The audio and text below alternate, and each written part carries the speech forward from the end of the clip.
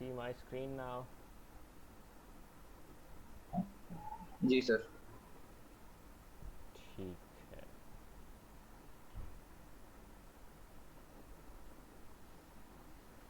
Okay जी, सो आज हम बात करेंगे फंक्शंस के बारे में। कोई पिछला सवाल है, कोई पूछने वाला तो पूछ लीजिए, अदरवाइज वो गो अहेड।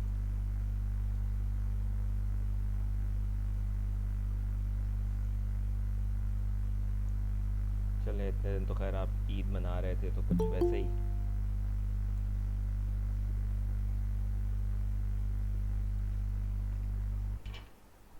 ओके जी,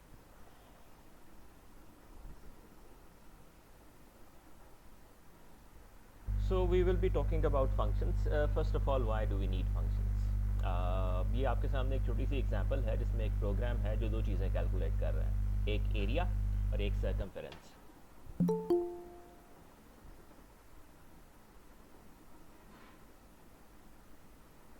So if we go here and have a look at this example,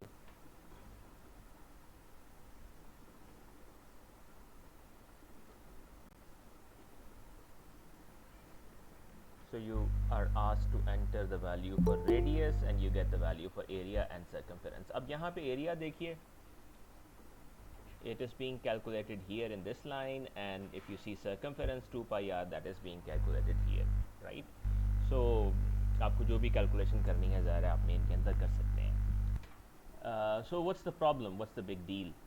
ये कौन है यार pretty doll?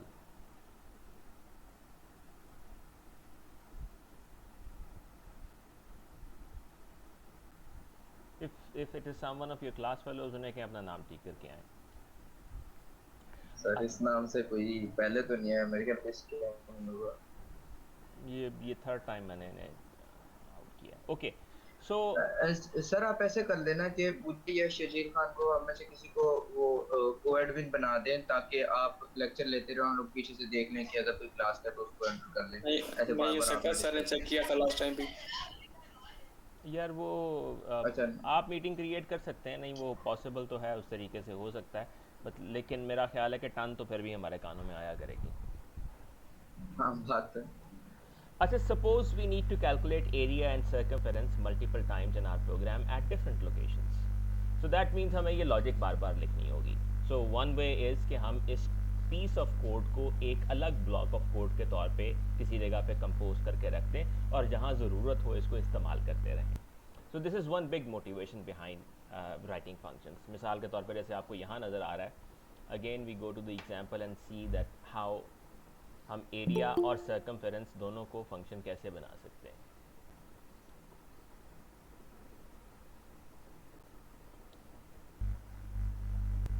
So here you see, अब यहाँ पे फंक्शंस की बात जब आती है तो तीन चीज़ें होती हैं। सबसे पहले हम फंक्शन की प्रोटोटाइप लिखते हैं या सिग्नेचर लिखते हैं, जिसमें हम बताते हैं कि फंक्शन रिटर्न क्या करेगा, फंक्शन का नाम क्या होगा और फंक्शन के पैरामीटर्स क्या होंगे।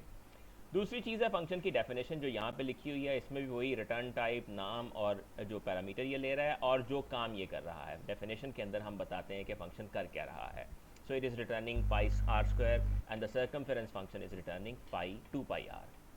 और तीसरी चीज़ है call to the function. Area function को हम यहाँ कॉल कर रहे हैं, एरिया इनपुट करते हैं और यहाँ पे एरिया फंक्शन को कॉल कर लेते हैं। सी आउट के अंदर इसे इस्तेमाल करें, जो वैल्यू रिटर्न करेगा वो सी आउट में यहाँ प्रिंट हो जाएगी एज यू सी हियर। और सर्कमफेरेंस भी इसी तरीके से सी आउट में कॉल हो रहा है और it will print the value here. So what we have done is, हमने एरिया और सर्कमफेरेंस दोनों की कैलकुलेशन की जो लॉजिक है उसको,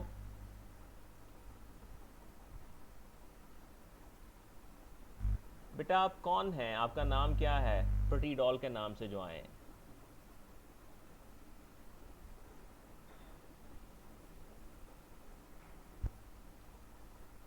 if you are part of this class तो अपना नाम ठीक कर लें, otherwise I am removing you anyway.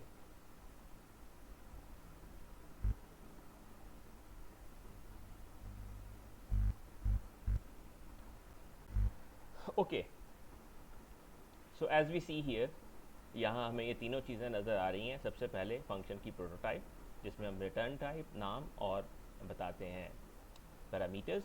दूसरी चीज़ डेफिनेशन ऑफ द फंक्शंस और तीसरी चीज़ calling of the functions, right. So functions का मेन एडवांटेज हमें क्या है, हम उन्हें एक बार लिखते हैं और जहाँ भी हमें ज़रूरत हो, हम बजाय इसके कि वो पूरी लॉजिक दोबारा वहाँ पे लिखें, हम सिर्फ फंक्शन को कॉल करते हैं और उसको यूज़ कर लेते हैं और हमारा कोड बहुत ज़्यादा बेहतर अंदाज में ऑर्गेनाइज भी हो जाता है इसके नतीजे के तौर पे। सो हम प्रोटोटाइप को देखते हैं। प्रोटोटाइप के बारे में जैसे मैंने आपको बताया that this is called the prototype as well as signature of the function. This tells how the function will look like. यार ये तो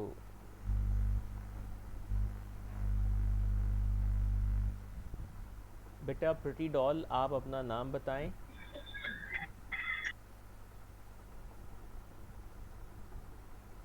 can you here us?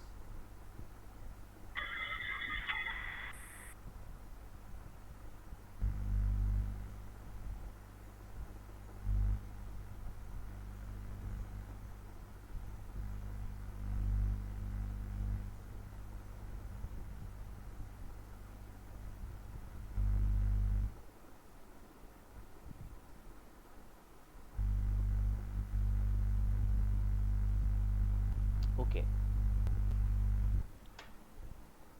So as you see, the return type of the function is double. It will, हम ये कह रहे हैं कि ये कोई डबल टाइप की वैल्यू रिटर्न करेगा। नाम हमने उसका खुद ही रखना होता है और जो आम कन्वेंशन है वेरिएबल्स का नाम रखने की, वही कन्वेंशन फंक्शन का नाम रखने की भी होती है। सो हमने इसका नाम एरिया रखा है और ये एक इनपुट ले रहा है which is of type double. So this is the return type, this is the name and this is the set of parameters.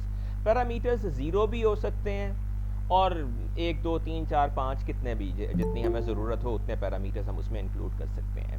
अच्छा, पैरामीटर जब आप बता रहे होते हैं फंक्शन प्रोटोटाइप या सिग्नेचर के अंदर, तो पैरामीटर की टाइप बताना ज़रूरी होता है, नाम बताना ज़रूरी नहीं होता। You can simply write double area double. That will mean कि इसकी रिटर्न टाइप डबल है, इसका नाम एरिया है और ये कोई डबल टाइप की वैल्यू लेगा। नाम अगर आप सिग्नेचर में या प्रोटोटाइप में नाम भी बताएं तो it's all right. Most often हम प्रेफर करते हैं कि हम प्रोटोटाइप के अंदर नाम भी लिखते हैं so that it looks more consistent and more readable. फिर फंक्शन की डेफिनेशन। फंक्शन की डेफिनेशन में भी आप रिटर्न टाइप लिखते हैं, नाम भी लिखते हैं और फिर पैरामीटर लिखते हैं। यहाँ पे नाम बताना ज़रूरी होता है, राइट। जैसे हमने कहा कि प्रोटोटाइप में बताना ज़रूरी नहीं होता, लेकिन डेफिनेशन में बताना ज़रूरी होता है, बिकॉज यहाँ पे आपको आर्ग्यूमेंट की वैल्यू रिसीव होगी और फिर आपने जो भी काम उसके अंदर करना है वो आप परफॉर्म करते हैं। इस केस में आप और ज़ाहिर है अगर इसकी रिटर्न टाइप है तो उस रिटर्न के टाइप के मुताबिक आपको कोई वैल्यू भी रिटर्न करनी होती है। So it has one parameter, this will receive an argument when someone from main will call this function, and this will be returning a value of the type that the function has promised, and we have enclosed the body of this function in set of curly brackets. And the third thing about functions, as we said, is calling the function. Someone is again in the queue. No. Sir एक question था sir. जी जी sir difference क्या है return के अंदर और सी out के अंदर से, क्या डिफरेंस है? बेटा सी आउट तो कंसोल पे आउटपुट के लिए होता है ना, आप स्क्रीन पे प्रिंट करने के लिए सी आउट इस्तेमाल करते हैं, ठीक है। और जो रिटर्न है, रिटर्न का मतलब ये है कि जहाँ से फंक्शन को कॉल किया गया है उसको वैल्यू रिटर्न कर दें। अब वो वैल्यू वहाँ पे भी अगर हमें प्रिंट ही करनी है तो अलग बात है, लेकिन ज़रूरी नहीं है हम उसको प्रिंट करें, हम उसके साथ कुछ और भी कर सकते हैं। सी आउट के ज़रिए जो वैल्यू आप फंक्शन में प्रिंट कर रहे हैं वो मेन को रिटर्न नहीं होती। So this is kind of returning to the caller कि हम उसको कोई वैल्यू रिटर्न कर रहे हैं। ठीक है सर, मतलब वो डायरेक्टली कंसोल पे चली जाएगी, लेकिन ये मेन के पास जाके फिर अगर हमने आगे भेजना हो फिर जाएगी। हाँ, फिर यानी ये मेन में, मेन या जिस भी फंक्शन से इसको कॉल किया गया है, ये कॉलर की लोकेशन जो है वहाँ पे जाएगी वैल्यू। उसके साथ फिर आपने जो भी करना है, उसको प्रिंट करना है, उसको फर्दर प्रोसेस करना है, कुछ नहीं करना है, वॉट एवर, वो एक सेपरेट स्टोरी है। But the value is being return to the caller in this case. Cout तो कंसोल पे आउट करने के लिए होता है। Okay sir.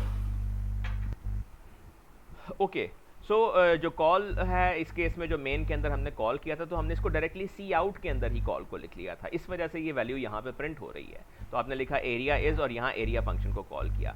अब एरिया फंक्शन को जब आप कॉल करते हैं तो आपको पता है कि वो एरिया रिटर्न करता है, तो ये जो कॉल है इसकी जगह पे अल्टीमेटली आपके पास वो वैल्यू आ जाएगी जो कि ये फंक्शन कैलकुलेट करके रिटर्न कर रहा होगा। अगर आप रिटर्न नहीं कर रहे होंगे तो यहाँ कुछ भी नहीं आएगा, राइट इसने एरिया कैलकुलेट कर लिया है, कुछ भी कर लिया है, लेकिन वो वैल्यू यहाँ पे रिफ्लेक्ट नहीं होगी अगर आप वहाँ रिटर्न नहीं कर रहे होंगे, but you have said that you will be returning a value of double type, right. So ये तीन चीज़ें हैं फंक्शंस के अतबार से, प्रोटोटाइप उसकी लिखना जो हम मेन से पहले लिखते हैं, और फंक्शंस को डिफाइन करना जो कि हम आमतौर पे मेन के बाद करते हैं, और तीसरी चीज़ फंक्शंस को कॉल करना जो कि हम आमतौर पे मेन या किसी और फंक्शन के अंदर से भी कॉल कर सकते हैं। सो जब आप कॉल करते हैं तो आप फंक्शन का सिर्फ नाम लिखते हैं, रिटर्न टाइप नहीं लिखते, और उसके अंदर डायरेक्टली वो आर्ग्यूमेंट जो है वो लिख देते हैं। वो कोई लिटरल वैल्यू भी हो सकती है, वो कोई वेरिएबल भी हो सकता है। अब ये जो आर्ग्यूमेंट आप यहाँ से पास कर रहे हैं, जब हम कॉल करते हैं तो हम इसको आर्ग्यूमेंट कहते हैं। ये आर्ग्यूमेंट जो आप यहाँ से पास कर रहे हैं, ये फंक्शन की डेफिनेशन जहाँ पे है वहाँ जाके इसकी वैल्यू कॉपी हो जाएगी। यानी यहाँ जो रेडियस वेरिएबल के अंदर वैल्यू होगी, ये वैल्यू इस डेफिनेशन के अंदर जाकर इस रेडियस के अंदर कॉपी हो जाएगी। वहाँ रेडियस का नाम और यहाँ रेडियस का नाम अगरचे एक ही रखे हुए हैं आपने, but remember these two are separate variables and you can even name them separately. आप इनको अलग अलग नाम भी दे सकते हैं, इससे कोई फ़र्क नहीं पड़ता आप इनका नाम सेम रखें या अलग रखें। ये रेडियस जो है ये इस फंक्शन के लिए लोकल है, एरिया फंक्शन के लिए, और ये रेडियस जो है ये मेन के अंदर डिफाइंड है, तो ये मेन के लिए लोकल वेरिएबल है। ओके ये एक एग्जांपल है एक फंक्शन की जिसमें आप मल्टीपल पैरामीटर्स पास कर रहे हैं। सो मिसाल के तौर पे आप रेक्टेंगल का एरिया कैलकुलेट करना चाहते हैं, तो रेक्टेंगल का एरिया कैलकुलेट करने के लिए आपको दो चीज़ें चाहिए होती हैं,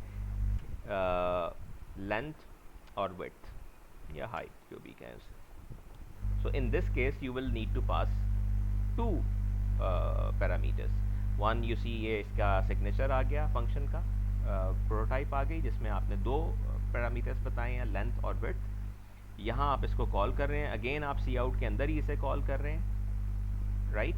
सो आप इसको लेंथ और विड्थ जो आपने यहाँ सी इन की हैं, लेंथ भी आपने सी इन कर ली और विड्थ भी कर ली, और फिर आप ये पैरामीटर्स जो लेंथ यहाँ पे लेंथ में कॉपी हो जाएगी, विड्थ में कॉपी हो जाएगी, and here you are calculating area and you're saying that area is assigned length into width and then you return the value of area। अब ये जो वैल्यू रिटर्न होगी एरिया की, ये इस फंक्शन की जगह पे आपको दस्तयाब हो जाएगी। आप यूँ भी लिख सकते हैं, if the return confuses you for example, आप लिख सकते हैं double area is assigned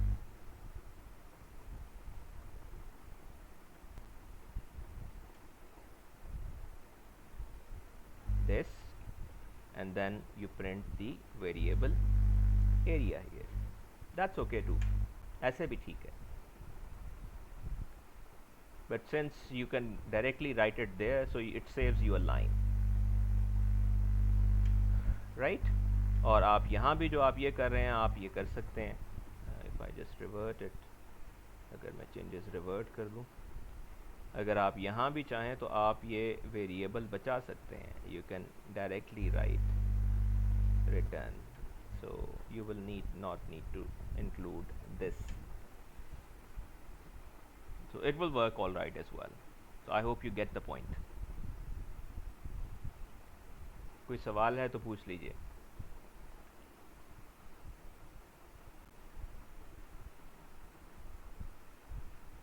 okay, so the noticeable thing is कि जब आप कॉल कर रहे होते हैं तो जो वैल्यूज़ आप सप्लाई करते हैं लिटरल या वेरिएबल की फॉर्म में, उन्हें हम आर्ग्यूमेंट्स कहते हैं, and if there are multiple you separate them with a comma.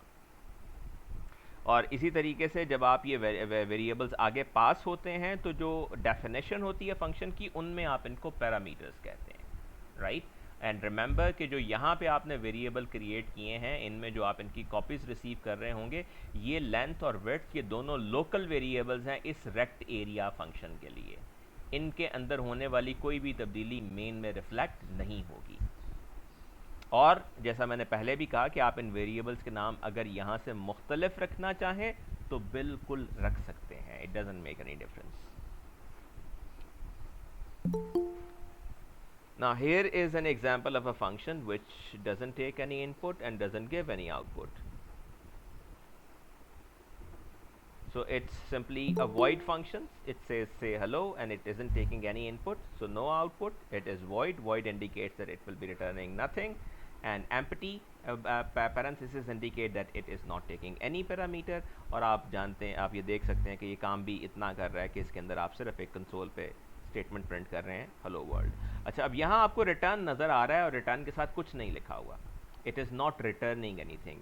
Void function के अंदर रिटर्न लिखना ऑप्शनल होता है। अगर आप रिटर्न लिखेंगे तो रिटर्न के साथ कुछ नहीं लिखेंगे, क्योंकि आपने सिंपली फंक्शन से रिटर्न करना है, कोई वैल्यू नहीं वापस रिटर्न करनी, because you are saying it is a void function. So you can write return and you can also skip writing return if the function is returning void.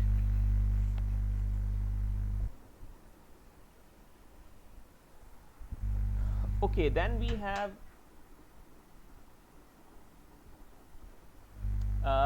parameters with default values. वैसे तो हमने देखा कि आप function को जो parameters, function के जो पैरामीटर्स हैं उनको वैल्यूज़ कॉल के दौरान दी जाती हैं। जब आप फंक्शन को कॉल करते हैं तो आप बताते हैं कि आपने उन पैरामीटर्स में क्या वैल्यूज़ देनी है। वो literal, as I said, literal values भी हो सकती हैं और कोई वेरिएबल्स भी हो सकते हैं जिसके ज़रिए आपको वैल्यूज़ दे सकते हैं, बल्कि कोई एक्सप्रेशंस भी हो सकते हैं। सो डिफ़ॉल्ट वैल्यू का मतलब क्या है? मिसाल के तौर पे circle area requires the value of pi which is declared as constant. हम अक्सर पाई की वैल्यू को कांस्टेंट डिक्लेयर कर देते हैं। अच्छा, what if the user wants more control? मिसाल के तौर पे आप जानते हैं कि पाई की वैल्यू जो है, एग्जैक्ट वैल्यू काफ़ी लंबी है, 3.14 एंड सो ऑन, काफ़ी सारे डिजिट्स उसके अंदर आते हैं। तो depending on what kind of calculation is being done, you might say that I need a more accurate value with more precision, right, or less precision. So you can kind of customize this logic कि आप user को ज़्यादा control इसके अंदर अगर देना चाहें तो दे सकते हैं। लाइक आप ये कर सकते हैं कि जो आपका फंक्शन था एरिया कैलकुलेट करने का, जो एक इनपुट ले रहा था रेडियस, आप उसको एक और इनपुट दे दें, that is the value of pi. ना in this case you see कि आपने जो पाई की वैल्यू डिक्लेयर की है वो है 3.14। अच्छा, आमतौर पे जब आप फंक्शन के सिग्नेचर लिखते हैं तो आप उसमें ये नहीं लिखते कि वैल्यू भी साथ दे दें। आमतौर पे आप सिर्फ पैरामीटर की इनफैक्ट पैरामीटर की टाइप बताना ज़रूरी होता है, नाम बताना भी ज़रूरी नहीं होता। लेकिन जब आप यूं लिखते हैं तो इसका मतलब ये होता है कि ऑप्शनल है कि कॉल करते हुए पाई की वैल्यू दी जाए।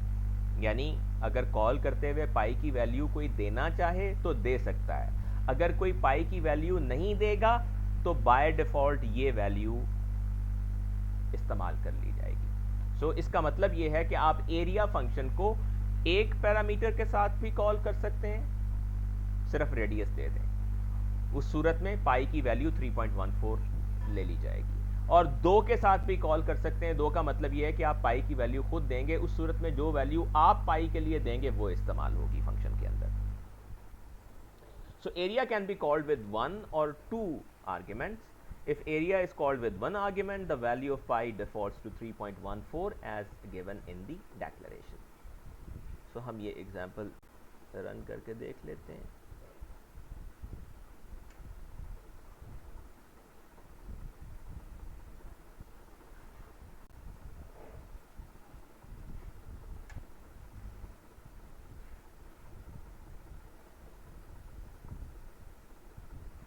तो यहाँ अगर आप इसमें देखें तो हमने इस लॉजिक में क्या एम्बेड किया है। टैप प्रोटोटाइप में आपको नज़र आ रहा है कि हमने पाई की वैल्यू यहाँ स्पेसिफाई की हुई है, राइट। आमतौर पे आप वैल्यू यहाँ पे नहीं देते, but you have specified. This means compiler ये समझेगा कि ये एक काइंड ऑफ ऑप्शनल पैरामीटर है और इसकी डिफ़ॉल्ट वैल्यू 3.14 है। अगर वैल्यू दी जाएगी तो ठीक है, नहीं तो मैं 3.14 ही इस्तेमाल करूँ। रेडियस की वैल्यू आप इनपुट कर लेते हैं और फिर आप यूज़र को प्रॉम्प्ट करते हैं कि पाई की वैल्यू हम जो इस्तेमाल कर रहे हैं वो तो है 3.14। अगर आप खुद वैल्यू देना चाहते हैं तो दे सकते हैं, आप यूज़र से ऑप्शन ले लेते हैं। यूज़र अगर येस ऑप्ट करता है तो फिर आप उससे पाई की वैल्यू इनपुट करते हैं, वो पाई की वैल्यू खुद देता है और आप एरिया को कॉल कर लेते हैं, रेडियस और न्यू पाई दोनों वैल्यूज इसमें सप्लाई कर देते हैं। और इसके अगेंस्ट अगर यूज़र वाई ऑप्ट नहीं करता तो आप एल्स में जाते हैं और सिंपली एरिया को कॉल कर लेते हैं सिर्फ रेडियस के साथ। तो अगरचे आपका फंक्शन बज़ाहिर 2 पैरामीटर्स ले रहा है, लेकिन आप इसको 1 या 2 दोनों ऑप्शंस के साथ कॉल कर सकते हैं, क्योंकि दूसरा पैरामीटर इसमें एक डिफ़ॉल्ट वैल्यू कैरी कर रहा है। अगर आप वो नहीं देंगे तो वो डिफ़ॉल्ट वैल्यू उसके अंदर दस्तयाब होगी, उसे इस्तेमाल कर लिया जाएगा। So if we run this like in this case, so we enter the value for radius. It says now pi is 3.14. Do you wish to change this? I say no, I don't want to change this. तो उसने पाई की by default जो value 3.14 है उसी के साथ इसको calculate कर दिया।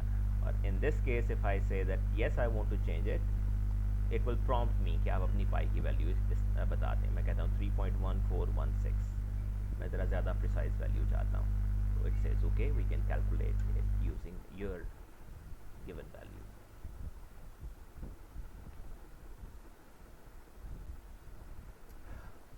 ओके जी, any question so far?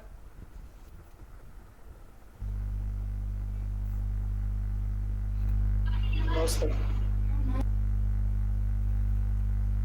Okay, next is recursion. Do you know what is recursion? Have you heard this term before?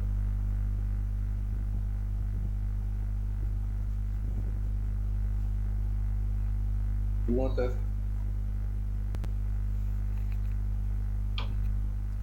Okay.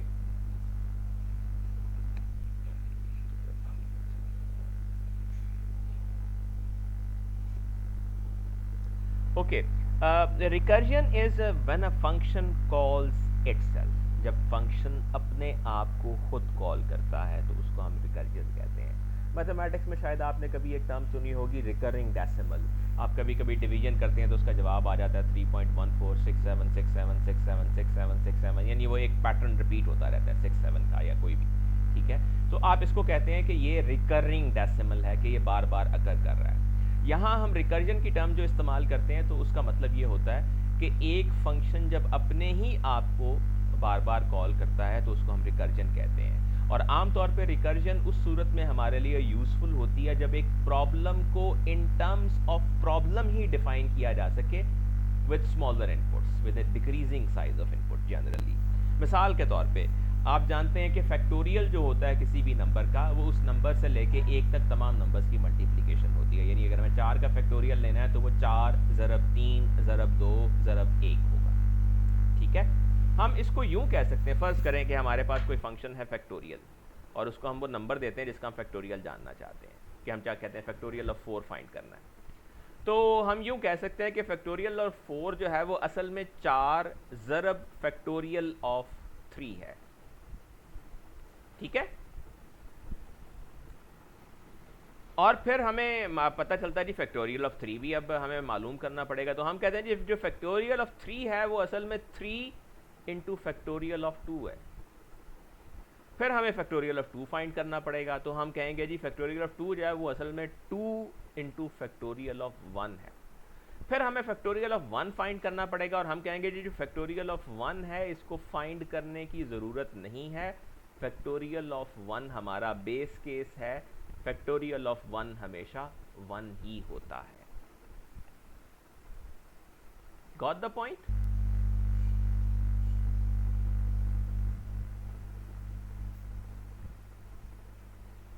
पुत्र गल समझ आ गई? जी सर आ गई। जी सर। अच्छा अच्छा, दस्या करो ना, मैनू भी थोड़ा जिहा हौसला रहिंदा है।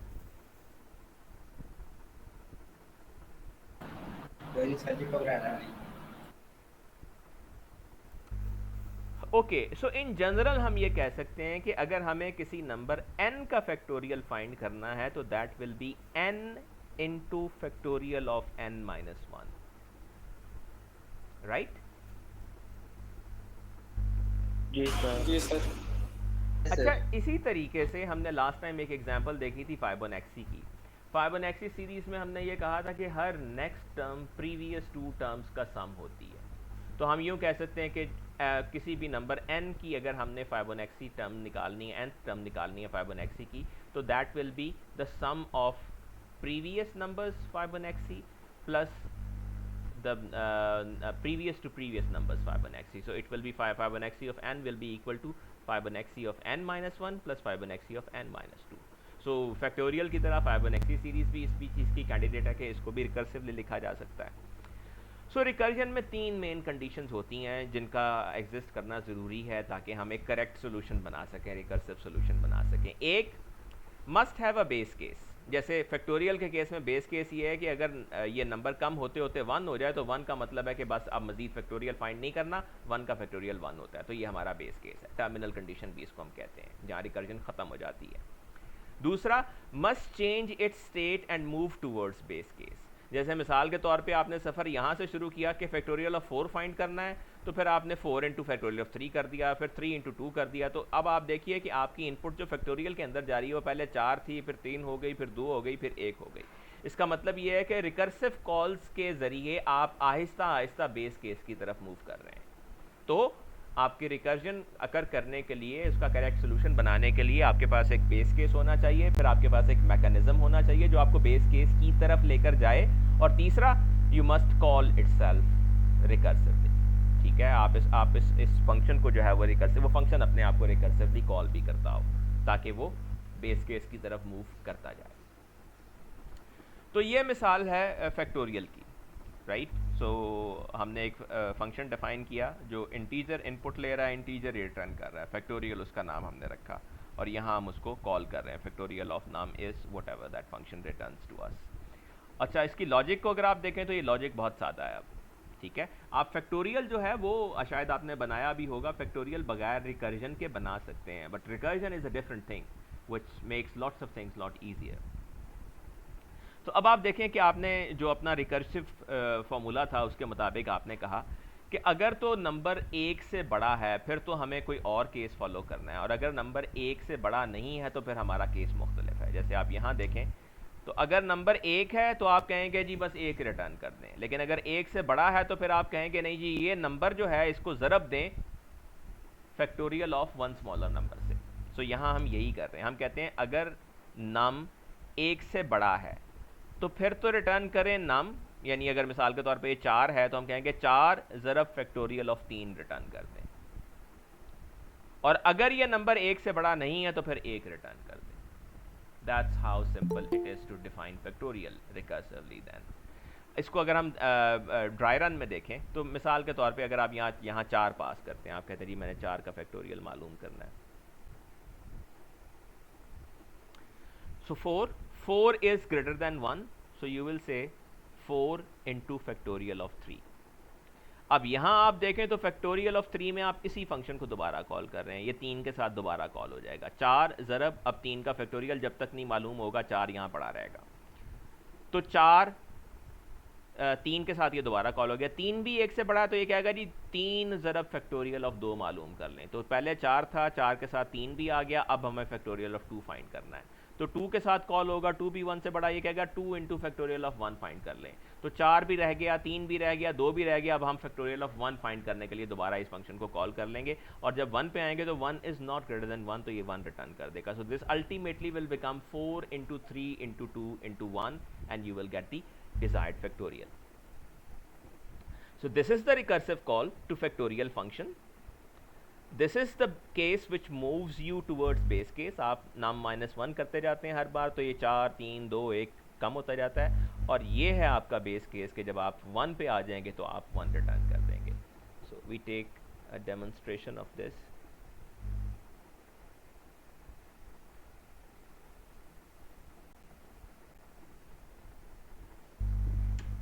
So here you see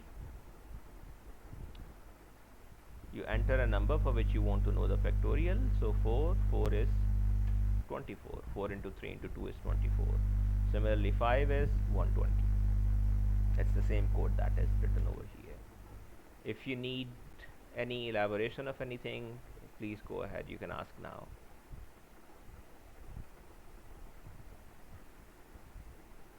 इसी तरीके से ये फाइबोनेक्सी का सोल्यूशन भी है।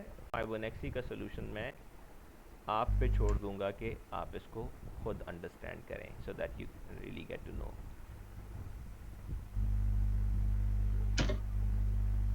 So you simply tell it कि आप कौन सी टर्म मालूम करना चाहते हैं फाइबोनेक्सी की। सो if you say I want to know the 15th term, it will tell you the 15th term. So ये दोनों गेट करके इसको कंप्यूट कर सकती है।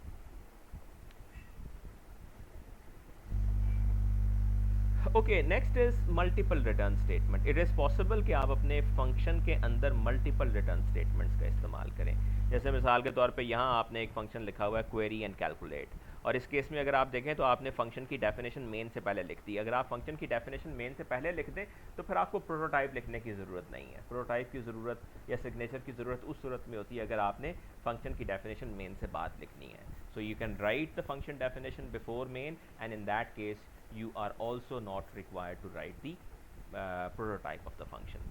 सो ये फंक्शन क्या करता है, रेडियस इनपुट करता है और एरिया कैलकुलेट करके प्रिंट कर देता है। फिर ये कहता है जी do you wish to calculate circumference, कि आप क्या सर्कमफेरेंस भी कैलकुलेट करना चाहते हैं, और यूज़र से वो इनपुट ले लेता है। अगर यूज़र n एंटर करता है कि नहीं मुझे सर्कमफेरेंस कैलकुलेट नहीं करना तो ये यहाँ से रिटर्न कर जाता है। Again you see this is a void function, so this is returning nothing, simply return. Return का मतलब ये होता है कि फंक्शन में जब भी रिटर्न स्टेटमेंट एग्जीक्यूट हो जाती है इसका मतलब ये होता है कि फंक्शन को आगे कुछ भी कंप्यूट करने की ज़रूरत नहीं है। लेकिन अगर यूज़र ने n के अलावा कुछ एंटर किया है तो आप इस रिटर्न को स्किप करके यहाँ आ जाएंगे, सर्कमफेरेंस प्रिंट करके फिर रिटर्न कर जाएंगे। और ये जो रिटर्न लिखा हुआ है ये लिखना ना भी लिखें तो it's all right, but it's just a demonstration that there can be multiple locations in the code in your function where using the return statement. So if we see this example here,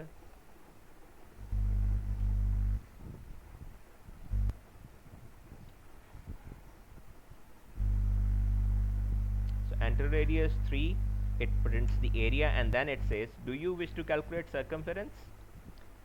So we first opt for no, हम कहते हैं no, that's it, it's over, it return from here, it didn't go to this statement. अच्छा दूसरा हम इसको दोबारा run करते हैं, हम कहते हैं जी हम सर्कमफेरेंस भी मालूम करना चाहते हैं। इन दिस केस इसने सर्कमफेरेंस भी प्रिंट कर दिया, ठीक है। और एज आई सेड कि अगर आप ये रिटर्न यहाँ पे ना भी लिखें तो इससे कोई फ़र्क नहीं पड़ेगा because this is a void function, so writing return is optional. ये रिटर्न अलबत्ता हमारे लिए इस कॉन्टेक्स्ट में यूज़फुल है क्योंकि हम एग्जीक्यूशन आगे जारी नहीं रखना चाहते। So we enter 3 and now we even if we enter y तो ये सर्कमफेरेंस प्रिंट करेगा और एग्जिट कर जाएगा। अच्छा अगर मैं इस रिटर्न को कमेंट कर दूं आपके ख्याल में अब क्या होगा?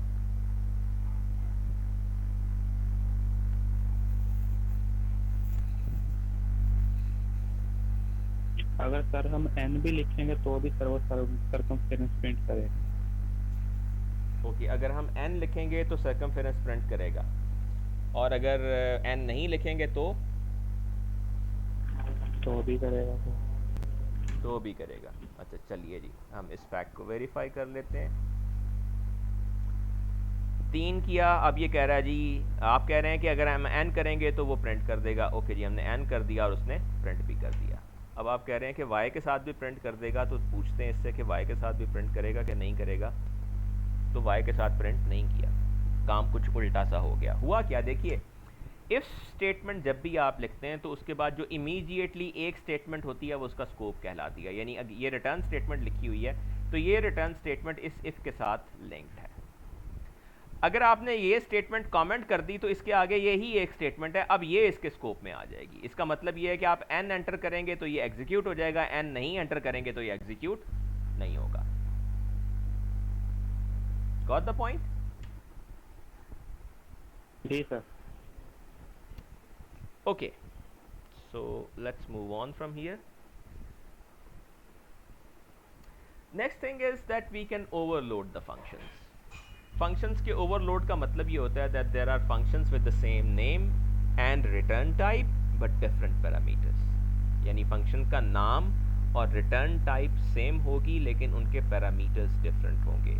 अगर ऐसे functions हम multiple बनाते हैं तो हम कहेंगे कि ये functions एक दूसरे के ओवरलोड्स हैं, या we will say that we have done overloading with the functions, right.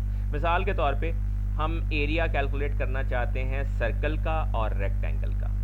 हम दोनों के लिए फंक्शन जो बनाते हैं उनका नाम एरिया ही रखते हैं और दोनों डबल टाइप की वैल्यू रिटर्न करते हैं। सो वी से डबल एरिया। लेकिन फ़र्क क्या है कि जो फंक्शन सर्कल का एरिया कैलकुलेट कर रहा है उसको हम सिर्फ रेडियस पास कर रहे हैं, एक पैरामीटर पास कर रहे हैं, जबकि जो रेक्टेंगल का एरिया कैलकुलेट कर रहा है उसको हम 2 पैरामीटर पास कर रहे हैं, लेंथ और हाइट या विड्थ व्हाटएवर, ठीक है। सो अब इस केस में दोनों फंक्शंस का नाम एक ही है रिटर्न टाइप भी एक ही है लेकिन पैरामीटर्स डिफरेंट है। तो जब आप इन फंक्शंस को कॉल करेंगे तो कंपाइलर को कैसे पता चलेगा कि कौन सा एरिया कॉल हुआ है? जितने पैरामीटर्स आप उसको पास करेंगे उससे कंपाइलर को पता चलेगा कि आपने कौन सा फंक्शन, कौन सा ओवरलोड कॉल किया। So this is an example of the overloaded functions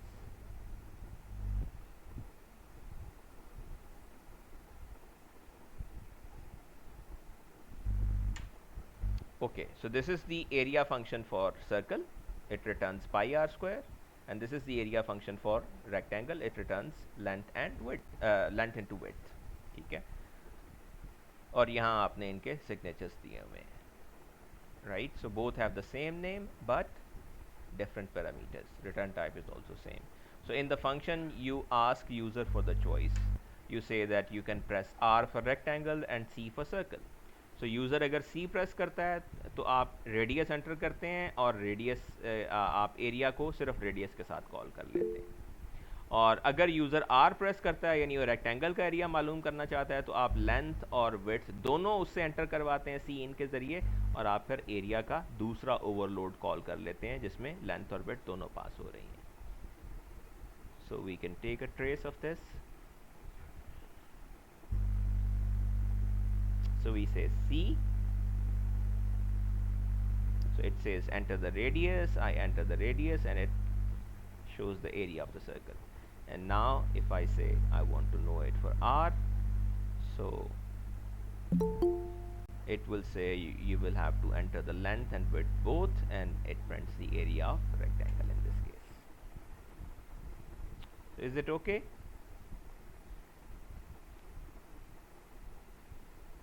Yes sir.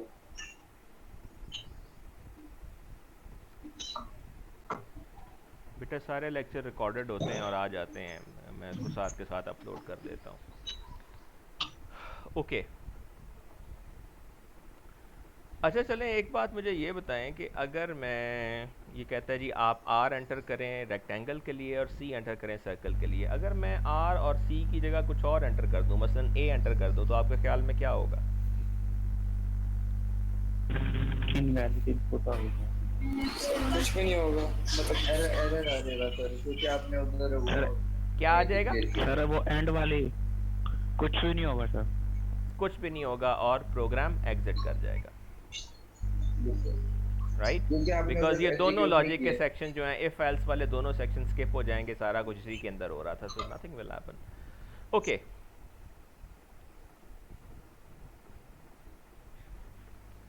अच्छा, वैसे रियल सिस्टम्स में ऐसा नहीं होता। मिसाल के तौर पे अगर आप रॉन्ग कमांड एंटर कर देते हैं तो वो आपको कहता है जी आपने कमांड ठीक एंटर नहीं की, ठीक कमांड एंटर करें। तो क्या आप इस कोड को मॉडिफाई कर सकते हैं इस चीज़ को हैंडल करने के लिए कि नहीं जी आपने ए आर या सी एंटर नहीं किया तो आर या सी ही एंटर करें?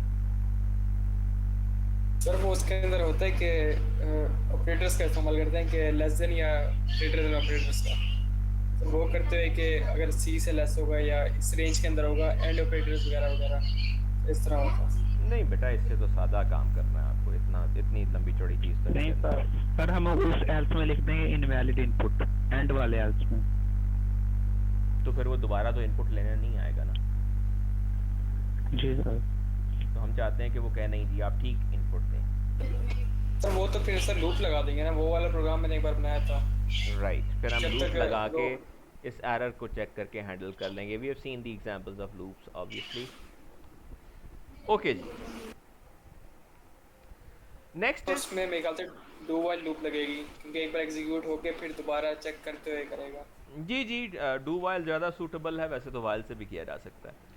ओके, पासिंग अरे ऑफ वैल्यूज़ टू फंक्शन, हम जैसे आम वैल्यूज़ को फंक्शंस को पास कर सकते हैं, बिल्कुल इसी तरह हम अरेज़ को भी पास कर सकते हैं।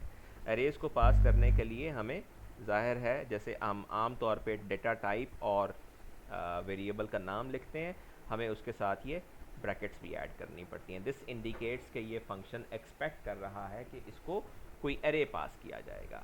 अच्छा, जब आप अरे पास करते हैं तो ज़रूरी है कि आप अरे का साइज़ भी साथ पास करें, बिकॉज़ आप जानते हैं कि मेमोरी की बाउंड्स बाय डिफ़ॉल्ट हमें मालूम नहीं होती। तो जब आप अरे किसी फंक्शन को पास करेंगे तो आप उस फंक्शन को ये भी बताएंगे कि इस अरे में आपने इस अरे का साइज़ आपने क्या रखा हुआ है। ताकि वो फंक्शन उस साइज़ के बियॉन्ड जाके किसी मेमोरी लोकेशन को एक्सेस ना करे, क्योंकि मेमोरी प्रोटेक्टेड नहीं है। सो आपको इसको खुद प्रोटेक्ट करना होता है।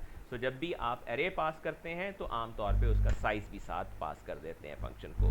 अब ये एक एग्जांपल है हमारे सामने जिसमें हमने अगेन फंक्शंस को ओवरलोड किया हुआ है। एक फंक्शन है जो प्रिंट करता है इंटीजर अरे को, और दूसरा फंक्शन है जो प्रिंट करता है कैरेक्टर अरे को। इफ़ यू सी हियर, तो ये एक इंटीजर अरे है और ये डिस्प्ले अरे फंक्शन कॉल कर रहा है। इसको आप अरे और उसका साइज़ दोनों पास कर रहे हैं, और उसके बाद आपके पास ये कैरेक्टर अरे है विद साइज 7, आप इसको भी कॉल कर रहे हैं, वही फंक्शन डिस्प्ले अरे, और इसको भी आप ये कैरेक्टर अरे और साइज़ पास कर रहे हैं। अब आप इन ओवरलोड्स की अगर डेफिनेशन यहाँ पे देखें तो ये वॉइड डिस्प्ले अरे और इंट लेंथ, ये चीज़ें तीनों सेम हैं। इसमें सिर्फ एक चीज़ का फ़र्क है कि ये यहाँ पे इंटीजर अरे एक्सपेक्ट कर रहा है और ये केस यहाँ पे कैरेक्टर अरे एक्सपेक्ट कर रहा है। बाकी दोनों की टाइप रिटर्न टाइप वॉइड है, दोनों का नाम सेम है और दोनों का दूसरा पैरामीटर भी सेम है, int length. Only one parameter is different, that is number. So जब कंपाइलर इसको जज करेगा तो आप इंटीजर अरे पास करेंगे तो वो इस वेरिएंट को कॉल कर लेगा, और अगर आप कैरेक्टर अरे पास करेंगे तो वो इस वेरिएंट को कॉल कर लेगा। और अगर आप कोई और चीज़ पास कर देंगे तो कंपाइलर कहेगा जी मुझे कोई मैचिंग फंक्शन नहीं मिला इसके लिए। अच्छा, अब दोनों के अंदर काम 100% एक ही कर रहे हैं।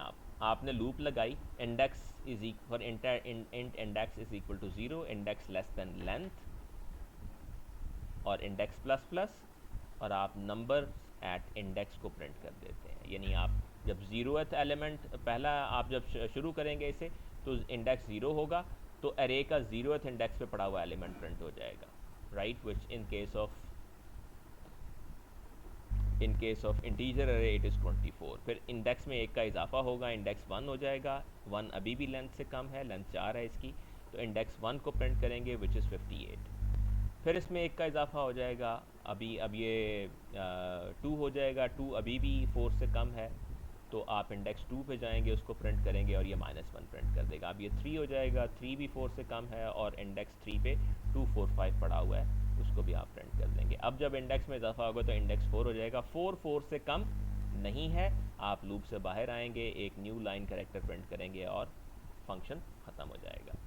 इसी तरीके से कैरेक्टर अरे में भी आप 100% यही लॉजिक इस्तेमाल कर रहे हैं कैरेक्टर के एलिमेंट्स को प्रिंट करने के लिए, right? If you have any question please let me know. No sir. Okay, next is, अभी तक जो हम वैल्यूज़ पास कर रहे थे, नॉर्मल वैल्यूज़ जो हमने पास की हैं, तो वो उनको हम कहते हैं पास बाय वैल्यू, कि आप वैल्यू जो है उसकी एक कॉपी लोकल फंक्शन को प्रोवाइड कर देते हैं। और उस सूरत में हमने ये भी कहा कि जो लोकल फंक्शन के अंदर आप उन पैरामीटर्स के अंदर कोई तब्दीली करेंगे तो वो मेन के अंदर रिफ्लेक्ट नहीं होंगी, because those are separate copies. Sometimes ऐसा होता है कि हम चाहते हैं कि हमें जो चेंजेस हमने किसी फंक्शन में की हैं वो पीछे मेन में या जहाँ से हमने उसको कॉल किया वहाँ पे भी रिफ्लेक्ट हों। तो उस सूरत में हमारे पास ऑप्शन होती है कि हम वैल्यूज़ को बाय वैल्यू पास करने की बजाय बाय रेफरेंस पास कर दें। अच्छा, इसका फ़र्क क्या है? मिसाल के तौर पे आपके सामने ये एक फंक्शन है एरिया, जो कि रेडियस लेता है और 2 पाई r स्क्वायर कैलकुलेट करके एरिया रिटर्न कर देता है। मेन से जब आप इसे कॉल करते हैं तो यहाँ भी आप ये रेडियस पास कर रहे हैं। जब आप मेन से एरिया फंक्शन को कॉल करते हैं मेन के अंदर, तो मेन में रेडियस की एक कॉपी है, रेडियस वेरिएबल की, जो रैम के अंदर किसी जगह पे एलोकेट हुई है। जब आप एरिया को कॉल करेंगे मेन के अंदर से, सो यू कॉल एरिया, तो ये जो रेडियस है इसकी एक कॉपी यहाँ पे मुहैया कर दी जाती है। तो आप अब देख रहे हैं कि एरिया के अंदर भी आपने इस रेडियस को डिक्लेयर किया हुआ है, इस रेडियस की कॉपी यानी जो मेन में था उसकी कॉपी आपने एरिया के अंदर भी मुहैया कर दी। अब आप ये जहन में रखिए कि ये रेडियस और ये रेडियस दोनों मुख्तलिफ वेरिएबल्स हैं। अगर आप इस रेडियस के अंदर कोई तब्दीली करेंगे तो वो इस रेडियस में रिफ्लेक्ट नहीं होगी, बिकॉज ये एक नहीं, दोनों डिफरेंट कॉपीज़ हैं, ठीक है। और ये बात भी मैं आपको पहले बता चुका हूँ कि आप इन दोनों के नाम मुख्तलिफ रख सकते हैं। हमने इनके नाम सेम इसलिए रखे हुए हैं कि रेडियस दे रहे हैं, यहाँ भी रेडियस ही ले रहे हैं, तो उस radius is an appropriate name. लेकिन अगर आप यहाँ मिसाल के तौर पे आप इसका नाम रेडियस की बजाय RAD या सिर्फ R रख दें, दैट्स ऑल राइट, राइट। जब ये है पास बाय वैल्यू, आमतौर पे जो फंक्शंस में आप पैरामीटर्स पास कर रहे होते हैं वो पास बाय वैल्यू होते हैं, और जो मेन के अंदर वेरिएबल है वो मेन के लिए लोकल रहता है, और जो दूसरे कॉल्ड फंक्शन के लिए के अंदर वेरिएबल है वो उसके अंदर लोकल रहता है। उन दोनों की वैल्यूज एक दूसरे को मुतासर नहीं करती, राइट। लेकिन अगर हम चाहें कि ये वैल्यूज़ जो आप किसी दूसरे फंक्शन में जाके चेंज करते हैं वो रिफ्लेक्ट हो जाएं, तो फिर हमारे पास क्या ऑप्शन है कि हम इसको पास बाय रेफरेंस कर दें। और पास बाय रेफरेंस करने के लिए आपको ये एक सिंबल इस्तेमाल करना पड़ता है जिसको हम एम्परसेंड कहते हैं या एंड साइन कहते हैं, राइट। जब आप पास बाय रेफरेंस करते हैं तो क्या होता है, जैसे आप इस एग्जाम्पल में देख रहे हैं, इस एग्जाम्पल में आपने एरिया फंक्शन को कॉल किया और आप रेडियस के साथ साथ एक और वेरिएबल पास कर रहे हैं, एरिया फैक्स्ट। आप चाहते हैं कि आपको एरिया जो है वो इस वेरिएबल के अंदर मिल जाए, और ये पैरामीटर जो है, ये आर्ग्यूमेंट जो है, ये कॉपी, यहाँ इसकी कॉपी बाहर जानी चाहिए इस पैरामीटर के अंदर, डबल एंड रिजल्ट। यहाँ आपको जो अहम चीज़ नज़र आ रही है वो ये एंड है, right.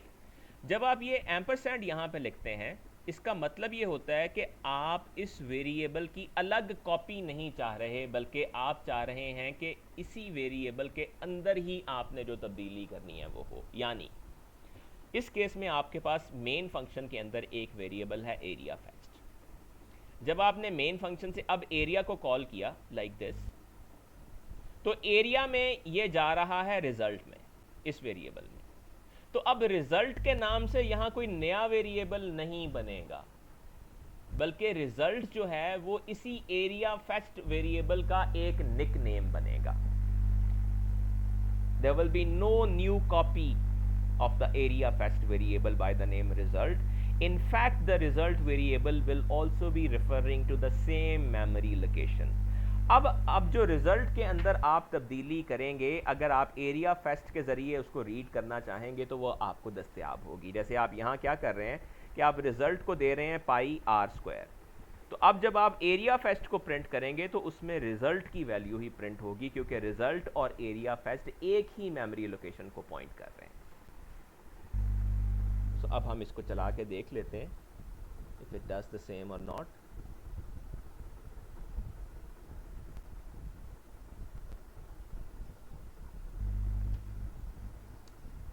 So here it is,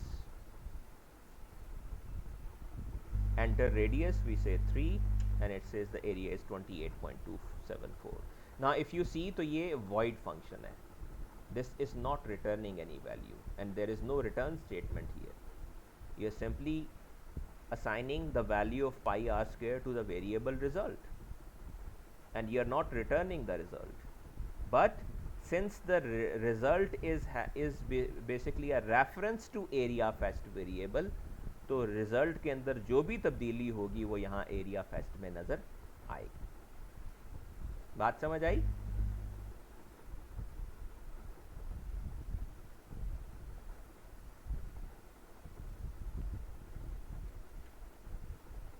क्यों भाई, बात समझ आई या नहीं? तो समझने की कोशिश कर रहे हैं जी सर, आ गई है। अच्छा चलिए मैं आपको एक छोटी सी और मिसाल देता हूँ।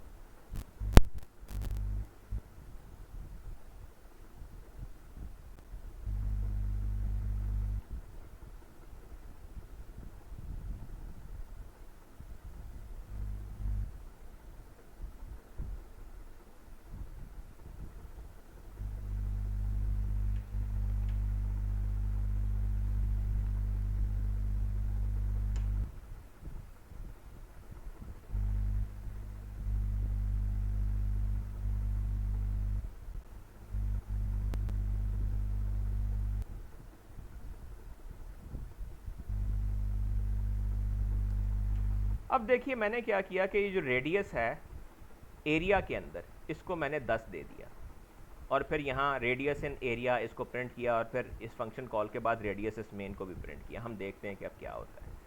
मुझे पहले कहा जाता है ये वैल्यू एंटर करें रेडियस की, तो मैं 5 एंटर करता हूँ। अच्छा अब देखिए the radius in area is 10, यहाँ मैंने रेडियस को 10 कर दिया है, तो जब यहाँ पे रेडियस इन एरिया प्रिंट हुआ तो उसने 10 प्रिंट कर दिया। लेकिन फंक्शन कॉल के बाद जब आके आपने रेडियस को यहाँ प्रिंट किया तो इसमें क्या प्रिंट हुआ है? 5।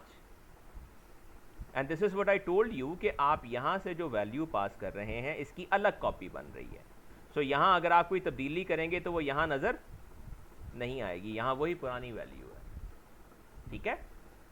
Because I told you that both radius are basically different variables, they are occupying different memory area. अच्छा, अब अगर मैं एक काम ये करूं कि मैं इसको भी रेफरेंस कर दूं, बजाय इसके मैं कहता हूं जी ये रेडियस जो है ये नई कॉपी ना बनाएं, बल्कि जो ये रेडियस है ये इसी को रेफर कर रहा हो, जो भी तब्दीली होनी है वो दोनों में रिफ्लेक्ट हो। अब देखें तो मैं 5 एंटर करता हूं, लेकिन रेडियस में दोनों जगह 10 ही प्रिंट हुआ है। The radius in area is 10 and the radius in main is also 10, हालांकि हमने मेन में तब्दीली नहीं की। बात समझ आई या नहीं? जी मैं समझ जी गया। Sir.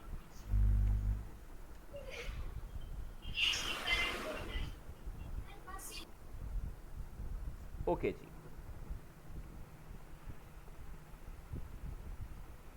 So an alias result is created an area for area fetched passed from main। तो जो ये वेरिएबल आपने मेन से पास किया था इसके लिए एक एलियस, एक निमोनिक, एक निक नेम, जैसे आपका निक नेम है अगर कोई, अगेन आई से द सेम थिंग, तो आपका निक नेम जो होता है, आपका नाम अगर शहरियार है और आपको शहरी कहा जाता है, तो शहरी जब कहा जाए तो आप ये नहीं कहेंगे जी कि शहरी तो कोई और है, वो कोई और बंदा आएगा। It's the same.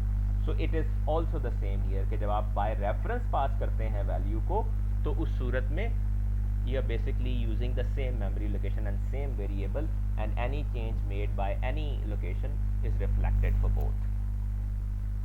और ये एक तरीका है जिसके ज़रिए आप मल्टीपल वैल्यूज़ भी रिटर्न कर सकते हैं। वैसे तो देखें ना, अगर हम रिटर्न स्टेटमेंट इस्तेमाल करते हैं तो उसके आगे कोई एक वेरिएबल का नाम लिखा जा सकता है, एक ही वैल्यू रिटर्न हो सकती है। लेकिन अगर आपको मल्टीपल वैल्यूज़ फंक्शन से चाहिए रिटर्न में, तो रिटर्न इस्तेमाल किए बगैर आप बाय रेफरेंस मल्टीपल वैल्यूज़ उसको पास कर सकते हैं। उन तमाम में जो तब्दीलियाँ होंगी वो आपको मेन में मैसर आ जाएंगी। Next we talk a little about how function call is handled. आप जानते हैं कि मेमोरी के अंदर जो आपका कोड होता है वो एड्रेस लोकेशंस के ऊपर पड़ा हुआ होता है। रैम के अंदर हर मेमोरी लोकेशन का एड्रेस होता है, और आम तौर पे जब आप फॉर एग्जांपल मेन फंक्शन को एग्जीक्यूट कर रहे हैं तो वो इन सीक्वेंस पड़ी हुई इंस्ट्रक्शंस होती हैं, 1 बाय 1 एग्जीक्यूट होती रहती हैं। अच्छा, जब एक फंक्शन कॉल आती है तो फंक्शन ज़ाहिर है कदरे डिफरेंट जगह पे होता है मेमोरी के अंदर। तो आप क्या करते हैं, आपका माइक्रो प्रोसेसर क्या करता है कि वो करंट एड्रेस जिस इंस्ट्रक्शन को वो एग्जीक्यूट कर रहा है उसको स्टोर करता है और नई लोकेशन पे जंप कर जाता है जहाँ पे वो फंक्शन है जिसको कॉल किया गया है, उसको एग्जीक्यूट करता है। और इस दौरान उसने पैरामीटर्स भी पास करने होते हैं, लाइक आर्ग्यूमेंट्स की वैल्यूज़ वहाँ पे कॉपी होनी है, उनको भी उसने कम्युनिकेट करना है। और जब वो फंक्शन एग्जीक्यूट करने के बाद कोई वैल्यू रिटर्न भी हो सकती है, तो फिर उसने वापस आके उसी एड्रेस से अपनी एग्जीक्यूशन को स्टार्ट करना है जहाँ से उसने छोड़ा था। मिसाल के तौर पे इस केस में आप ये लाइंस एग्जीक्यूट कर रहे हैं 1 बाय 1, इनके एड्रेसेस हैं। जब आप यहाँ आते हैं तो यहाँ एक फंक्शन कॉल आ गई, आप ये एड्रेस सेव करेंगे और ये एक नए एड्रेस पे जहाँ पे एरिया है वहाँ चले जाएंगे। आप ये पैरामीटर्स की कॉपीज़ भी इनको देंगे, रेफरेंस या पैरामीटर जो कॉपीज़ जो भी आपने करना है। फिर आप इसको एग्जीक्यूट करेंगे और यहाँ से अगर कोई चीज़ रिटर्न हो रही है तो वो भी साथ वापस लेके आएंगे और वापस इसी एड्रेस पे आके आप अपनी एग्जीक्यूशन स्टार्ट कर देंगे। Got my point? जी सर। अब ये जो सारा काम है फंक्शन कॉल के दौरान आपको ये जो सारा काम करना पड़ता है, ये एक ओवरहेड है कि आप एक एड्रेस लोकेशन जो सीक्वेंस में आप एग्जीक्यूट कर रहे थे उसको छोड़ के एक नई लोकेशन पे जाएंगे, पैरामीटर्स भी पास करेंगे, वैल्यूज़ भी कॉपी करेंगे, मेमोरी के अंदर आपका लेटेंसी भी आएगी, ओवरहेड सारा आपको अफोर्ड करना पड़ेगा। कभी कभी ऐसा होता है, लेकिन ज़ाहिर है हम फंक्शन बनाते हैं तो किसी पर्पस के लिए बनाते हैं कि हम कोड को ज़्यादा ऑर्गेनाइज करना चाहते हैं, मॉड्यूलर बनाना चाहते हैं, ठीक है। तो हम समटाइम्स ऐसा होता है कि हमारे जो फंक्शंस हैं वो बहुत छोटे होते हैं, एक छोटी सी लाइन, एक छोटा सा काम वो कर रहे होते हैं। तो छोटे से फंक्शन को कॉल करने का जितना ओवरहेड है उतना शायद उसको बतौर फंक्शन लिखने का हमें फ़ायदा नहीं होता। सो हम नहीं चाहते, हम ये भी नहीं चाहते कि हम इसको फंक्शन की बजाय डायरेक्टली वैसे लिख दें, फंक्शन ना बनाएं, लेकिन हम ये भी नहीं चाहते कि फंक्शन कॉल का ओवरहेड हमें अफोर्ड करना पड़े। तो उस सूरत में हम क्या करते हैं, मिसाल के तौर पे यहाँ अगर आप देखें तो मिसाल के तौर पे एक फंक्शन है गेट पाई जो सिंपली पाई की वैल्यू रिटर्न कर रहा है।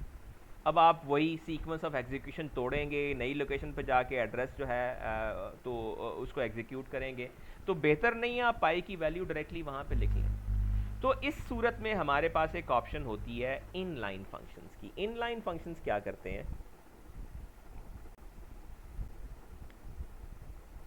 if you see this example, so this is the example of an inline function. आप यहाँ देखें हमने एक फंक्शन डिक्लेयर किया है डबल नाम, ये एक इनपुट लेता है और नंबर को डबल करके रिटर्न कर देता है, इनपुट नंबर को 2 से मल्टीप्लाई कर। Now this is a very simple thing, ठीक है। लेकिन हमने क्या किया है कि हमने इस फंक्शन से पहले लिख दिया है इन लाइन। कंपाइलर को अब हमने इसको फंक्शन बनाया हुआ है, हमें फंक्शन का ओवरहेड भी ज़ाहिर है बैक एंड पे बेयर करना पड़ेगा ना, कि एग्जीक्यूशन सीक्वेंस ब्रेक होगा, नई जगह पे आप पैरामीटर भी पास करेंगे।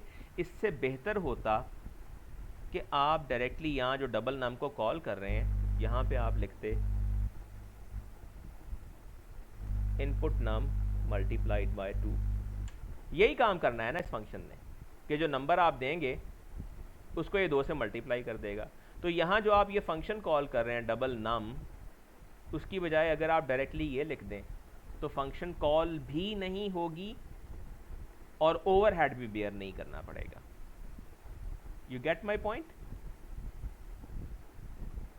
जी सर समझ आ रही है। अच्छा, यस अब जब आप इनलाइन लिखते हैं ना, तो ये फंक्शन तो आपने फंक्शन के तौर पे ही डिफाइन किया हुआ है। कंपाइलर बैक एंड पे यही काम करता है जो मैंने अभी आपको करके दिखाया। कंपाइलर ये देखेगा कि अच्छा इन्होंने फंक्शन को इनलाइन डिक्लेयर किया है, यानी ये चाहते हैं कि हमने फंक्शन तो लिख दिया है लेकिन हम चाहते नहीं है कि कोड में इसकी एग्जीक्यूशन एक फंक्शन की तरह हो, क्योंकि उसका ओवरहेड बहुत ज़्यादा होगा। तो कंपाइलर आपके लिए ये करेगा कि जो इसके करने वाला काम है वो कोड उठा के, यानी इसने नंबर को 2 से मल्टीप्लाई करना है, वो कोड उठा के यहाँ पे प्लेस कर देगा। यानी एग्जीक्यूशन के एतबार से ये ऐसे ही एग्जीक्यूट हो रहा होगा, आपको यूं नजर आ रहा होगा। बात समझ आ गई? जी सर। यानी बनाया आपने फंक्शन ही है, लेकिन कंपाइलर इसको एग्जीक्यूशन एफिशिएंसी के लिए फंक्शन के तौर पर ट्रीट नहीं करेगा, बल्कि ये कोड डायरेक्टली जहां जहां इसको कॉल किया गया वहां इंजेक्ट कर देगा। राइट? सो इनलाइन फंक्शंस फंक्शन ओवरहेड्स को अवॉइड करने के लिए हम फंक्शंस को, जो छोटे छोटे फंक्शंस होते हैं बहुत, उनको हम इनलाइन डिक्लेयर कर सकते हैं। लेकिन बड़े फंक्शंस के साथ ऐसा नहीं करना चाहिए क्योंकि वो बहुत कॉम्प्लेक्स हो जाता है।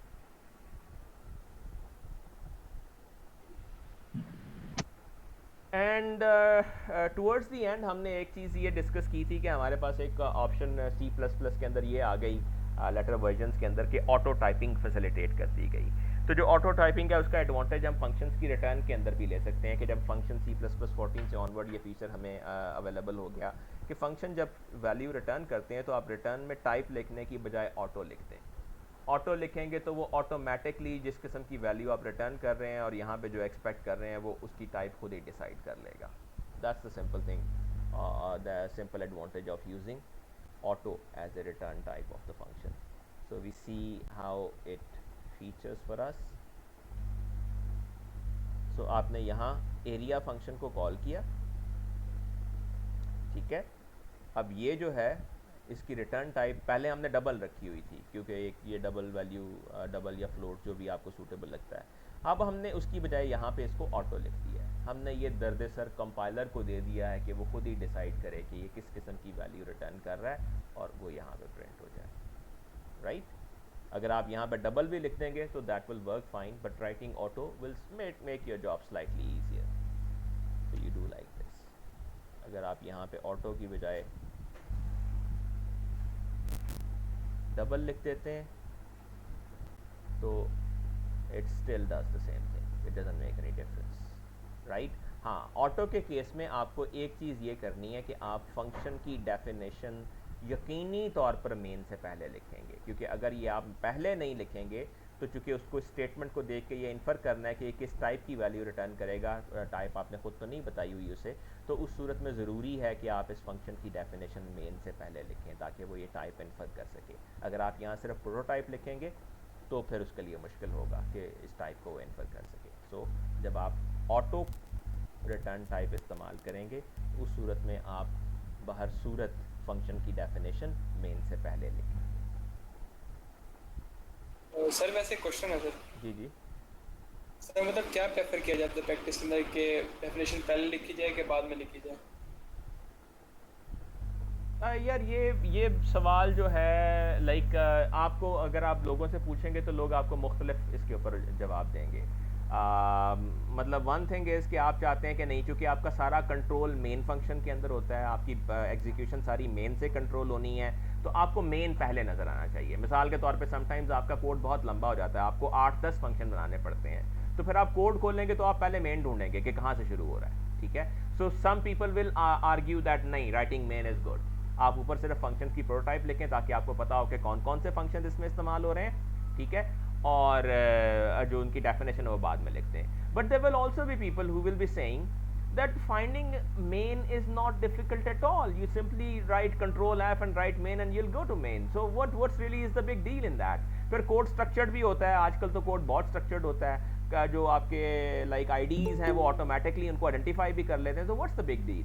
इसलिए जब आप प्रैक्टिस में इस चीज़ को लेके जाएंगे तो मेरे ख्याल में आपकी अपनी एक ओपिनियन शेप हो जाएगी कि मुझे डेफिनेशन से पहले लिखना है या बाद में। सो this is pretty empirical and personal experience oriented kind of thing.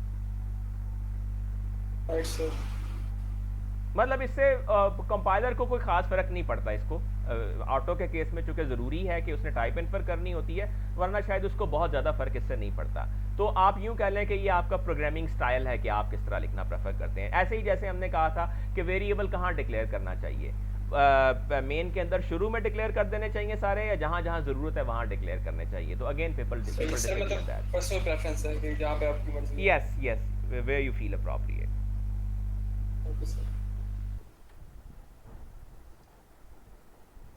Okay जी, एनी क्वेश्चंस नाउ?